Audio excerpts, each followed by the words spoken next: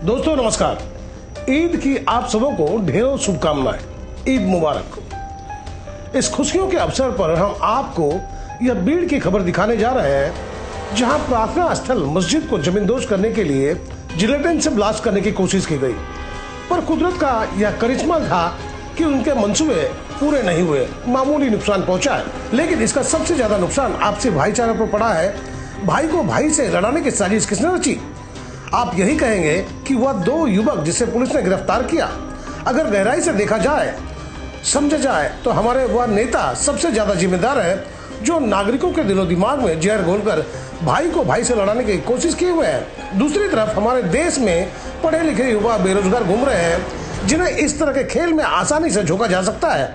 हमारे देश के युवा को बम की तरह इस्तेमाल किया जा सकता है क्योंकि गरीबी, बेरोजगारी, महंगाई, बुनियादी सुविधा से नागरिक वंचित होते जा रहे हैं। पर भारत का दुर्भाग्य देखिए कि ऐसे लोगों के हाथों में देश की बागडोर है जो गद्दी पर संविधान की शपथ लेकर बैठ रहे हैं पर असंवैधानिक बात कर रहे हैं। गद्दी पर बैठते ही वो अपने आप को राजा समझने लगते हैं।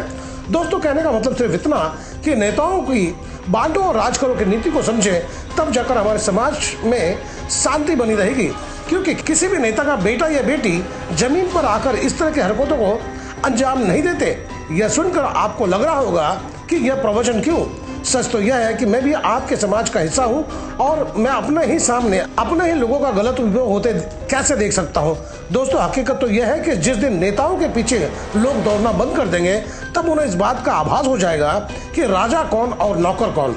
भीड़ की घटना यह बताती है कि नफरत का जहर दिलो दिमाग में घुसा दिया गया है, पर तारीफ इस बात की भी होनी चाहिए कि अल्पसंख्यक समुदाय के लोगों ने इसके उलट अपना गुस्सा जाहिर नहीं किए।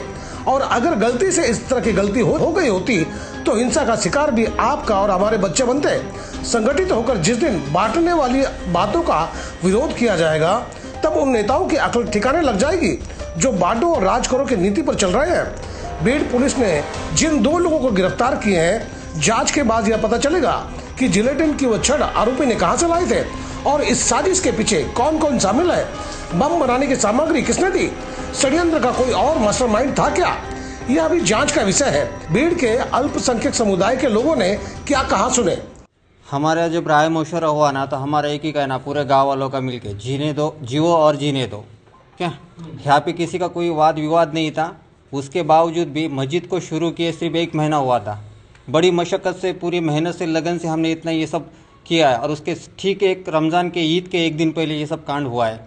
तो हमारी किसी से कोई दुश्मनी नहीं है और हम कोई झगड़ा फसाद नहीं चाहते, पर इसके ऊपर प्रशासन ने सिर्फ आवाज़ उठाना चाहिए और इसको मद्देनज़र रखते हुए हमारी एक ही मांग है, जियो और जीने दो। क्या प्रशासन हमारी सेफ्टी के लिए, सुरक्षा के लिए क्या और कहाँ तक, कौन सी हद तक पहुँच सकता है, ये ईद के ऊपर हमें पता चलेगा। हम लोग ने ये देखा कि मेरे को फ़ोन आया उधर पार्टी के ऊपर, तो हम लोग फ़ौरन यहाँ आए। जब यहाँ आके देखा तो यहाँ पर ऐसा हालत थी कि आदमी देखता तो उसका कलेजा फट जाता था। इतनी गंदगी, इतनी खिड़की टूटी, ये टूटी, सब टूटे ने। ऐसा ब्लास्ट तो कभी हुआ नहीं। वो जो चाहता था कि पूरी मस्जिद को उड़ाना, मगर भगवान की दिया थी कि थोड़े में काम निपट गया, पर जो होता ऐसा नहीं होना चाहिए। अभी क्या गांव में परिस्थिति है तुम्हारी? गांव में ऐसी परिस्थिति है कि शांत वातावरण है, बिल्कुल शांतता है। और इससे अगर हमारे गाँव में न कभी हुआ और न कभी होगा। हमारे गांव में एकदम हिंदू मुसलमान एक टाट में खाना खाते, एक टाट में रहते। ये त्योहार में जाते, आज गुड़ी पड़वा, कल संदल है, हम सब साथ में मिलकर करते। बाबा का उरूस है तो ज़्यादा मराठी लोग ही साथ देते हमारा। हमारे गांव में कभी दंगल नहीं होता, कुछ नहीं होता। और यही प्रकरण भी ऐसा है, इसके बाद भी कुछ नहीं होता। हमारा गांव बहुत अच्छा है और हम सब साथ मिलकर काम करते हैं। फिलहाल जहां मस्जिद को तोड़ने की कोशिश की गई वहां अभी शांति बनी हुई है, पर लोगों के जहन में यह विचार कौंधने लगा है कि हमारे सुकून चैन में कौन है जो जहर घोलने की साजिश रच रहा है, कौन है वो समाज का सरमाएदार। तो दोस्तों, आपको मेरी खबर बेहतर लगी हो तो लाइक करें, सब्सक्राइब करें और बेल आइकन दबा दें। आप हमें कोई सुझाव देना चाहते हैं तो कमेंट बॉक्स पर लिख भेजें। तो गोपाल साहब को दीजिए इजाजत। जल्द हम दूसरी खबर के साथ हाजिर होंगे।